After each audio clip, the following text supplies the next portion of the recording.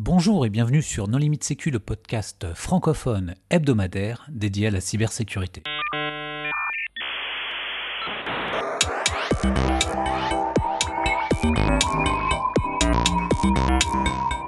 Alors aujourd'hui, nous allons parler de l'Internet des objets industriels avec Laetitia Conem. Bonjour Laetitia. Bonjour. Pour discuter avec elle, les contributeurs Non Limite Sécu sont Hervé Schauer. Bonjour. Nicolas Ruff. Bonjour. Et Arnaud Soulier. Bonjour. Alors Laetitia, en premier lieu, est-ce que tu voudrais bien te présenter ? Oui. Du coup, Laetitia, je suis architecte spécialisée dans les systèmes industriels et je suis à la division assistance technique de l'ANSSI. Alors Laetitia, quand on parle de l'Internet des objets industriels, on parle de quoi ? On parle globalement de tous ces nouveaux objets qui sont arrivés dans les usines ces dernières années, dans le but de les moderniser, et notamment de tout un ensemble de capteurs qui sont hyper connectés, qui utilisent des protocoles plutôt nouvelle génération, et qui vont être posés sur des machines afin de récupérer des signaux, des températures, des pressions, qui ne pouvaient pas être acquises par d'autres moyens ou par les moyens historiques au sein de l'usine, et donc générer énormément de données au sein de l'usine pour soit produire plus efficacement, soit mieux connaître l'usine et anticiper des éventuels problèmes qu'on pourrait avoir dedans. Alors, quels sont les risques cyber associés à ces objets ? Alors, ces objets en eux-mêmes, tout seuls, ils portent des risques, mais pas tant que ça. C'est plutôt les risques qui sont associés à ce qu'on fait de la donnée de ces objets. Donc il y a toute une question d'à quel point la donnée que ces objets vont produire est fiable. Est-ce que quand mon capteur de température me donne 20 degrés, c'est effectivement 20 degrés et pas 25 ? Donc ça c'est une première chose, mais au-delà de la fiabilité de ces objets sur la donnée qu'ils remontent, il y a la question de comment j'utilise cette donnée, qu'est-ce que j'en fais, et est-ce que j'ai une confiance suffisante pour pouvoir réintégrer la donnée dans un système industriel. Aujourd'hui, la plupart de ces systèmes ne sont pas directement réintégrés dans le système Indus, c'est-à-dire qu'on n'a pas une donnée de capteur de type IoT qui remonte et qui est directement intégrée, par exemple, dans une boucle de rétroaction pour piloter un boiler ou un autre équipement chauffant. Ce qu'on voit en général aujourd'hui, c'est de la donnée qui va remonter et qui va être utilisée dans des modèles statistiques afin de prévoir l'évolution et la manière dont se comporte l'usine. Donc en compromettant un très grand nombre de ces capteurs ou les flux de données associés ou l'endroit où sont stockées les données, on va pouvoir altérer la sortie de ces algorithmes statistiques et donc faire se comporter l'usine autrement ou alors voire complètement forcer des comportements au sein de l'usine qui ne devraient pas avoir lieu. Est-ce qu'on a des exemples d'attaques ? Enfin, qu'est-ce qui a motivé la rédaction de ce document ? Est-ce que c'était suite à un incident particulier ? Je sais que les Américains avaient fait des démos d'attaques industrielles assez visuelles. À ma connaissance, on n'a pas d'attaque spécifiquement sur les IoT en contexte industriel. On en a sur les IoT dans le contexte, disons, plus civil. Ce qui a vraiment motivé le papier, c'est qu'on est venu nous demander si on avait quelque chose d'intelligent à dire sur le sujet. Et donc, un peu naïvement, on est allé creuser et on est allé secouer les systèmes pour regarder ce qui sortait, ce qui était fait chez nos bénéficiaires. Et on a aussi commencé à regarder et théoriser sur les éventuelles attaques qu'on pourrait faire. On s'est rendu compte aussi qu'en fait, il y avait aujourd'hui énormément de systèmes similaires aux IoT qui étaient déjà utilisés dans certaines industries, parce que c'est des vieilles industries, et donc elles utilisaient déjà en fait ces systèmes-là, c'est juste qu'elles les appelaient pas IoT.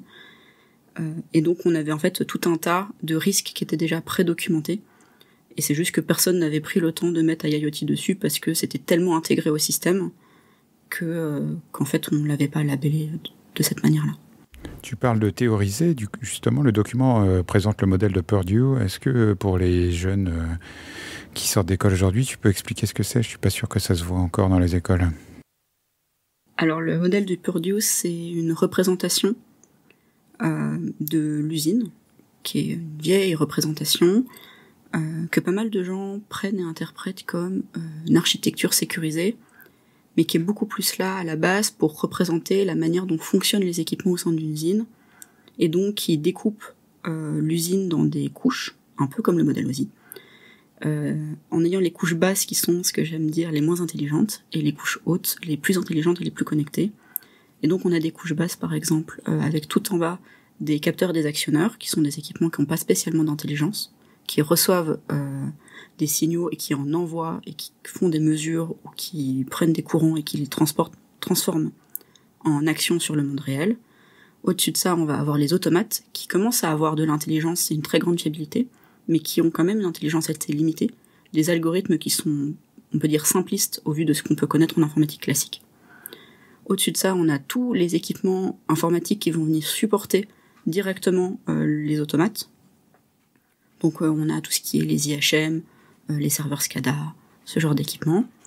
Et après, on a une dernière couche qui représente tous les serveurs qui vont venir en soutien et qui sont nécessaires dans l'infrastructure au fonctionnement de l'usine.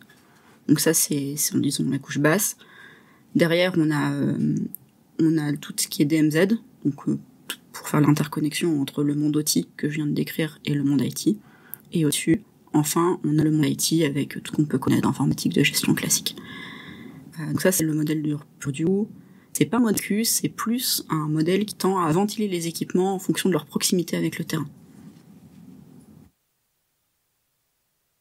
Je trouve que l'analogie avec le modèle OSI, elle est intéressante parce que de la même manière, quand on regarde la réalité de ce qui est fait sur le terrain, c'est pas en phase. C'est comme le modèle OSI avec ses 7 couches. Et quand on regarde finalement les applications modernes, comment ça fonctionne, bah c'est pas tout à fait aligné. Le modèle de Purdue, c'est tout à fait pareil. Je donne quelques exemples. Moi, j'entends parfois des gens qui disent oui, on a fait une segmentation selon le modèle de Purdue. C'est-à-dire que soi-disant, on fait un cloisonnement avec un firewall entre chaque couche. Personne ne fait aucun cloisonnement entre les couches 0 et 1, ni 1 et 2. Il y a une couche DMZ qui est 3.5, donc qui n'existe pas dans le modèle. Donc ça me fait toujours un peu rire, effectivement, le modèle de Purdue. Donc il faut en parler, c'est important, c'est un langage commun, mais il a été très fortement, je trouve, un peu dévoyé dans son utilisation actuelle. Oui, tout à fait. Puis ce qui est d'autant plus intéressant, c'est que ces gens qui prennent en fait le modèle de Purdue comme un modèle de sécurité, qui vont vouloir mettre des firewalls notamment entre une couche 1 et 2, en fait c'est peut-être même pas vraiment une bonne idée de le faire. Et donc, oui, je suis d'accord. Donc il y a vraiment ça. Et similairement au modèle OSI, en fait, quand le modèle OSI progresse et avec le temps, on se rend compte que certains protocoles vont venir écraser et fusionner les couches entre elles. Et en fait, on se retrouve aujourd'hui au niveau du modèle de Purdue avec la même chose. Et c'est notamment le cas donc des IIoT, mais aussi de pas mal d'équipements qui viennent avec l'industrie 4.0, où on se retrouve avec des équipements qui sont à la fois automates, capteurs actionneurs, qui parfois même proposent directement dessus leur IHM, et en fait tout est fusionné dans un seul équipement. Et quelque chose d'important aussi dans le modèle de Purdue, c'est que normalement je peux pas arriver à la couche 2 si je suis pas passé depuis la couche 1. C'est-à-dire que normalement je fais des sauts de puce en fait, avec l'information. Et ça, c'est quelque chose que l'IoT ne fait pas. Donc l'IoT vient capter, elle est au niveau 0, vient capter une température, voilà, une mesure, et au lieu de l'envoyer très poliment à un automate au-dessus, en fait, elle va directement l'envoyer ailleurs dans un système très numérique et potentiellement directement dans de l'IT. Et c'est souvent ce qu'on voit, puisque aujourd'hui, les capteurs parlent en Zigbee. Ils vont envoyer ça dans des espèces de concentrateurs qui sont des serveurs de base de données dédiés à ça, qu'on a poliment placés en zone IT parce qu'on dit oulala, attention, ça c'est dangereux, je connais pas bien, c'est pas de l'usine. Et donc là, on vient de faire une flèche de manière directe entre le niveau 0 et l'IT, en oubliant et en omettant le fait que dans le modèle de Purdue historiquement, on était censé faire des sauts de puce. Et ça apporte en vérité pas tant de risques que ça, parce que l'IoT, en fait, si c'est juste sortir de la donnée, il y a peu de risques, la vérité là-dessus. Mais c'est assez intéressant parce qu'on sent bien qu'on vient bousculer la vision qu'on a du système Indus quand on vient apporter un IoT dedans. Et juste ça suffit à parfois perdre pas mal de gens qui ne savent pas quoi faire parce que ils avaient un joli modèle dans les mains, ça fait des années qu'on le maîtrisait bien, on était content, on était enfin stable sur nos appuis, ça a pris quelques années quand même. Et là, d'un coup, on apporte cette jolie technologie qu'on veut très très fort mettre dans nos usines, et en fait, elle vient complètement casser le modèle qu'on avait dans les mains, et on est de nouveau perdu.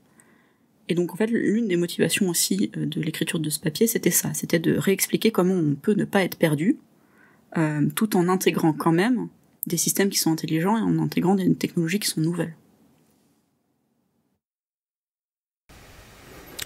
quand tu parles du monde de l'entreprise, enfin de serveurs qui vont être du coup côté IT et non pas côté industriel, je pense que ça peut valoir le coup de détailler un peu. J'ai aussi l'impression qu'il y a quand même pas mal d'usages où toute cette chaîne de remontée d'informations, elle passe pas du tout par l'IT. Et elle peut être à 100% fournie par un tiers qui va fournir, je donne un exemple, des capteurs, allez disons d'humidité dans le sol par exemple pour de l'agriculture ou autre, qui vont communiquer avec des protocoles longue distance de type LoRaWAN sur un réseau LoRaWAN qui est opéré publiquement par un opérateur de réseau, et ensuite ça va arriver dans le cloud de l'opérateur qui va redescendre ces informations sur les systèmes. Donc finalement on n'a pas forcément cette adhérence à l'IT, et j'ai presque tendance à penser que dans certains cas c'est mieux de bypasser totalement la partie IT et ça c'est partir... le cas rare, c'est de plus en plus souvent carrément par internet. Hein. Ouais, tout à fait.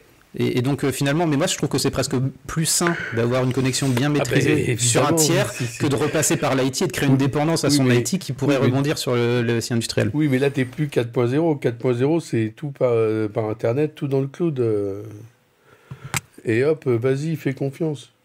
Alors oui, et pour rebondir sur ce que disait Arnaud, effectivement, on a des systèmes qui envoient directement et des vendeurs qui vendent leur système IoT en disant moi j'ai mon cloud, utilisez mon super cloud, mettez votre point de concentration à côté de votre usine parce que ça on en a forcément besoin, juste parce que physiquement il faut être apporté des capteurs. Mais une fois que c'est arrivé sur ce point de concentration, je vous embarque une puce 3G, 4G, 5G ou filez-moi un accès internet, et derrière j'ai un super VPN qui monte au travers de tous les réseaux que vous voulez et qui arrive dans mon cloud. Il y a sur l'aspect de l'industrie 4.0, je pense que sur l'aspect de l'industrie 4.0, se poser la question de savoir si ça en est ou ça en est pas, ça devient un chouille plus compliqué parce qu'aujourd'hui on a du mal à définir l'industrie 4.0 d'un point de vue purement technologique. Aujourd'hui l'industrie 4.0, on en a une très belle, c'est l'exemple des Allemands, et ça correspond à mon sens beaucoup plus à une initiative politique et industrielle de modernisation des usines. Ça n'a pas initialement une portée technique dans les usines en disant je vais créer la technologie de l'industrie 4.0. C'était plus on veut passer à l'ère moderne avec nos usines, on veut être une grande puissance industrielle, et donc on a injecté énormément d'argent pour faciliter ça. Et donc de fait, aujourd'hui ce qu'on appelle l'industrie 4.0, c'est un peu la modernisation toutes azimuts finalement du milieu industriel, avec certains secteurs qui s'y prêtent pas trop bien, parce qu'en fait ils étaient déjà très matures. Je pense à des gros secteurs critiques, des systèmes qui étaient déjà bourrés de capteurs et des choses comme ça. Là où on voit vraiment l'industrie 4.0 et où on peut la pointer du doigt quand on voit les technos arriver, c'est notamment dans toute l'industrie manufacturière, parce que justement on a une capacité à avoir énormément de valeur ajoutée lorsqu'on vient rajouter des capteurs sur des machines qui historiquement n'en avaient pas, et donc avoir des données à des endroits où on ne pouvait pas en avoir. Pour donner un exemple pour que ce soit plus clair, vous avez une machine assez usuelle en manufacture qui est une bobineuse. C'est une machine qui fait des bobines. Alors vous faites des bobines de ce que vous voulez. Ça a une particularité, c'est que c'est une machine tournante. Et donc que vous enrouliez du fil ou du cuivre, en fait elle va tourner, elle va enrouler le fil de cuivre ou de coton autour de la bobine. Et en fait, toutes ces machines qui tournent, elles ont une particularité, c'est qu'elles cassent extrêmement souvent. Et c'est hyper embêtant parce que cette machine coûte très cher. Et aujourd'hui, la IoT vient répondre à ce besoin de la machine ne doit pas me casser dans les mains au milieu d'une production d'une pièce très importante, parce qu'on se rend compte qu'en positionnant correctement un capteur, en chopant la bonne température, la bonne vibration, au bon endroit sur la machine, et sans changer la machine justement, on est capable de distinguer que elle vient de passer un cap de degré, ou elle vient de passer un cap de vibration, et donc on va savoir qu'en fait la machine va peut-être bientôt casser. Et donc on va être capable de faire une maintenance préventive sur cette machine, dans le but d'éviter qu'elle nous casse dans les mains pendant un cycle de production. Donc ça, pour le coup, c'est vraiment de l'industrie 4.0 pure et dure, mais des exemples comme ça, on n'en a pas non plus des masses. Souvent, l'industrie 4.0, ça se traduit par le fait que j'amène une techno moderne, plutôt utilisée sur Internet, donc du cloud, de la virtualisation, du capteur connecté, dans une usine qui, elle, historiquement, est une vieille dame, et donc qui parle pas du tout sur ces technos-là, et qui a pas l'habitude de les avoir dans son environnement. On peut parler un peu des passerelles qui permettent d'interconnecter intelligemment ces réseaux de nature très différente. Parce que pour moi, sécurité industrielle, c'est diode. Peut-être que je me trompe, mais... La diode, en fonction de la manière dont vous la mettez, elle va venir protéger soit en intégrité, soit en confidentialité. Pour ça, on a de très jolis modèles mathématiques qui sont les modèles de Bell-LaPadula et de Biba, si je fais pas d'erreur, et donc qui vous disent que si je veux protéger un système en intégrité, alors je ne dois avoir que de la donnée sortante, et si je veux protéger un système en confidentialité, alors je ne veux que de la donnée montante. Et que si je veux sortir de la donnée, enfin faire un sens dans l'autre sens, potentiellement il faut que je mette en place tout un tas de fonctions de sécurité qui vont venir nous assurer que c'est pas le cas. Le point positif du modèle de la biode, c'est c'est encore une fois, c'est un modèle un peu historique, sur lequel on est très sûr, on est très confiant, on est vraiment sur nos appuis quand on est sur une diode montée dans le bon sens, donc souvent plutôt sortante du système Indus, et pas rentrante, puisqu'on veut protéger le système Indus en intégrité. On est plutôt stable sur nos appuis, et on a une bonne capacité, entre guillemets, à cracher de la donnée à l'extérieur du système Indus. Et donc, dans le cas de l'IoT, c'est pratique, parce qu'on peut se dire, je produis ma donnée industrielle au sein du système industriel, et ensuite je la sors, et pour ça j'utiliserai ma diode. Alors la vérité vraie, c'est que même si ça marche très bien sur le papier, dans la pratique, une diode à mettre en œuvre, ça peut être extrêmement coûteux, ça peut être extrêmement complexe, ça doit être opéré par des gens dans les usines qui sont pas forcément déjà très bons en informatique de base, parce que c'est des automaticiens, et donc a fortiori opérer des diodes, c'est quelque chose qui serait très compliqué pour eux. Et par ailleurs, c'est un équipement qui est très coûteux, et c'est dommage de sortir une solution aussi robuste quand le risque il est minime sur un système qui est pas forcément critique, et notamment dans les systèmes manufacturiers où, pris unitairement, finalement, le risque il est pas si grand que ça, surtout sur de la sortie de données. Je rebondis sur le sujet de la diode, parce que je me suis intéressé au sujet il y a quelques années. Je pense que premièrement, moi, ça fait plus de 10 ans que je fais des audits en milieu industriel, j'en ai jamais vu. Donc c'est pas une solution qui est très présente. Elle l'est peut-être dans certaines industries qui sont proches des secteurs de la défense, sans doute, mais pas dans ce que moi j'ai pu, j'ai pu rencontrer. Avec mon grand âge, écoute, j'ai quand même vu une vraie diode avec une fibre optique qui émet et pas de retour.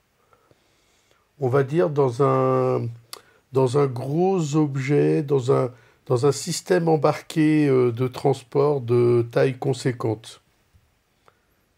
J'ai pas dit qu'il n'y en avait pas, je dis que j'en ai jamais vu sur un site industriel. Après, voilà, alors comme c'est dans un système embarqué, on va dire c'est pas un vrai site industriel.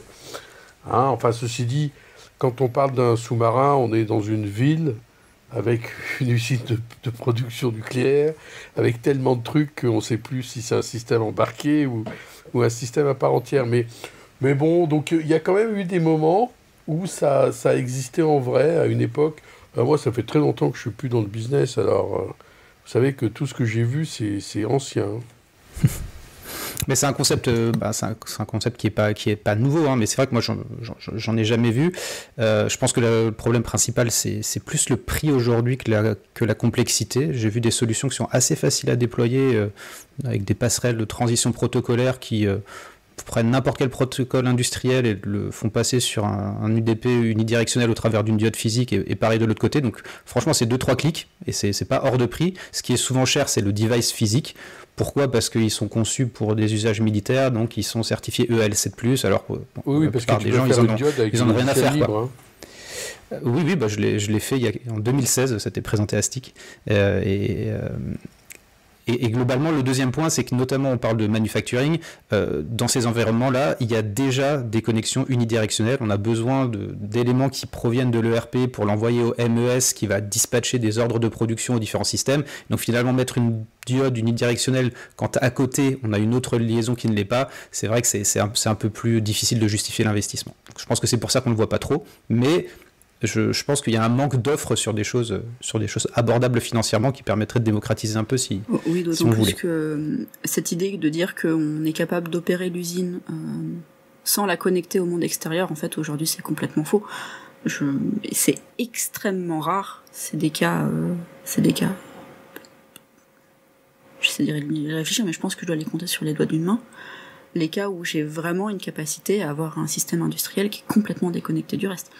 Même quand on passe en mode island, qui est un mode dégradé, isolé du reste du monde pour l'usine en cas de compromission du monde extérieur, et donc pour mettre l'usine en sécurité, donc la replier sur elle-même, on n'est pas capable aujourd'hui de tenir un mode island pendant une durée qui est très longue.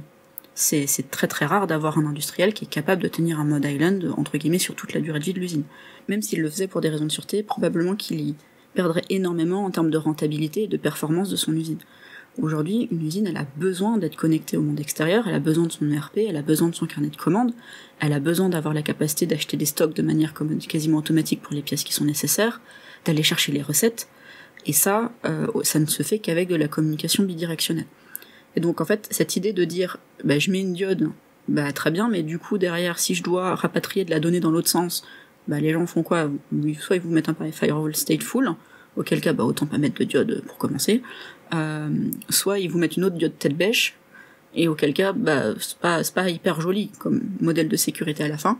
Et donc je pense qu'il y avait vraiment un besoin, de la même manière qu'on a formalisé la passerelle multiniveau sur la confidentialité, d'avoir quelque part décrit les fonctions de sécurité qu'on voulait quand on descend de la donnée dans le système industriel et quand on la sort. De sorte aussi avoir une capacité à dire, en fait, je veux telle fonction de sécurité quand je sors et je veux telle fonction de sécurité quand je rentre. Parce que c'est pas les mêmes, puisque d'un côté on va protéger en intégrité. Lorsqu'on va envoyer de la donnée vers l'intérieur de l'usine, on va être sûr qu'en fait cette donnée elle ne peut pas apporter atteinte à l'intégrité de l'usine. Et donc en fait pour faire ça, c'est très compliqué. C'est nouveau, disons. C'est pas quelque chose qu'on voit couramment, notamment le fait de s'intéresser à la qualité de la donnée. Et ensuite, quand je viens sortir la donnée, là on veut protéger en confidentialité, et comme en fait la protection en confidentialité d'une usine, aujourd'hui c'est pas quelque chose qu'on considère très hautement, en tout cas c'est pas quelque chose qui nous intéresse fortement dans la sécurité des sysindus, on va accepter de mettre moins de fonctions de sécurité pour exporter de la donnée plus simplement. Se posera quand même la question plus tard une fois qu'on aura concentré toute cette donnée dans une base de données, dans un cloud, ailleurs, de la valeur que toute cette donnée peut avoir une fois qu'elle est sur un même système, et de ce qu'on peut en faire, mais unitairement la donnée quand on la sort d'un système industriel, a priori, le niveau de confidentialité il est très faible. Donc finalement on veut juste faire une vérification que ça se passe bien et envoyer la donnée dehors. Et alors, est-ce que vous faites des recommandations dans ce document, et si oui, quelles sont-elles? Dans les formats courants que vous avez dans les mains de l'agence, qui en général reposent sur le format guide, vous avez effectivement des recommandations et c'est bien délimité, vous avez des petites R avec des petits encadrements qui sont faits pour ça. Ici, l'idée c'était beaucoup plus de venir sensibiliser au modèle et de venir proposer une solution. Donc on pourrait se dire qu'il y a la recommandation de mettre en place les passerelles telles que décrites au mieux. Dans la pratique, c'est pas une recommandation parce qu'aujourd'hui, si jamais vous regardez, dans les passerelles, notamment dans la passerelle rentrante, on a une fonction de vérification d'intégrité OT. Et aujourd'hui, cette fonction d'intégrité OT, elle ne se trouve pas sur le marché. Donc il y a eu un appel à projet côté BTI France il y a plus d'1 an maintenant, et on a eu déjà des entreprises qui ont pu récupérer les fonds pour avancer le développement, mais on n'a pas de produits sur le marché qui permettent de le faire. Et donc, en soi, c'est très dur de venir recommander quelque chose, alors que on sait que c'est complètement exploratoire et que la qualité des produits à mettre en œuvre, elle est pas forcément encore satisfaisante. Le but du papier, c'est bien plus de sensibiliser les gens aux risques et de leur pointer les risques, de sorte à ce que s'ils souhaitent aller sur ce chemin-là, ils soient en maîtrise du risque et donc qu'ils soient capables de faire des choix éclairés dans la manière dont ils le mettront en œuvre. Ça veut dire quoi? Ça veut dire que peut-être que je vais pas faire redescendre n'importe quel type de données ou n'importe quel type de consigne dans l'usine. Peut-être que je vais en choisir certaines qui sont moins critiques ou certaines que je vais pouvoir débrayer. Donc c'est plutôt dans cette idée-là que le papier est écrit que dans l'idée de mettre des recommandations. C'est presque, c'est pas très joli, mais c'est presque un billet d'humeur en fait. Très bien. Est-ce que tu voudrais évoquer un point dont on n'a pas parlé? Je pense que de manière générale, le papier, c'était une manière pour nous de rentrer et de commencer à parler de l'industrie 4.0. On a pris l'exemple de l'IoT parce que ça s'y prêtait bien pour la conférence à laquelle on a été invité, qui était les Césars, qui parlaient de l'IoT cette année-là. Mais en fait, les constats et le raisonnement et l'approche peut être passé à peu près à n'importe quel cas où j'introduis une technologie un peu alien à l'intérieur de mon usine. Et je pense que pour un lecteur un peu averti, il y a une vraie possibilité de lire ce papier avec ce prisme et de se dire ok, je vais introduire une nouvelle tech dans mon usine, par exemple le cloud. Je vais faire des automates dans le cloud, imaginons, ou virtualiser. Et ça va venir apporter des risques. Est-ce que je peux pas réappliquer le même raisonnement que ce qui a été appliqué là? Est-ce que je peux pas en tirer des risques? Et est-ce que je peux pas regarder au-delà du modèle historique pour me poser la question des nouveaux risques de ces nouvelles technologies dans mon usine? Et moi, j'aimerais bien que le papier soit lu un peu comme ça, parce qu'il a aussi été écrit un peu comme ça, avec le cas d'application facile, entre guillemets, à représenter, qui est aujourd'hui l'IoT en milieu industriel. Eh bien, merci beaucoup d'avoir accepté notre invitation. Je rappelle le titre du document que vous avez publié, Approche CECI pour l'Internet des objets industriels, donc à retrouver sur le site de l'ANSSI, et bien sûr, nous rajouterons un lien dans la publication. Merci encore Laetitia, merci aux contributeurs. Chers auditeurs, nous espérons que cet épisode vous aura intéressé et nous vous donnons rendez-vous la semaine prochaine pour un nouvel épisode. Au revoir. Au revoir.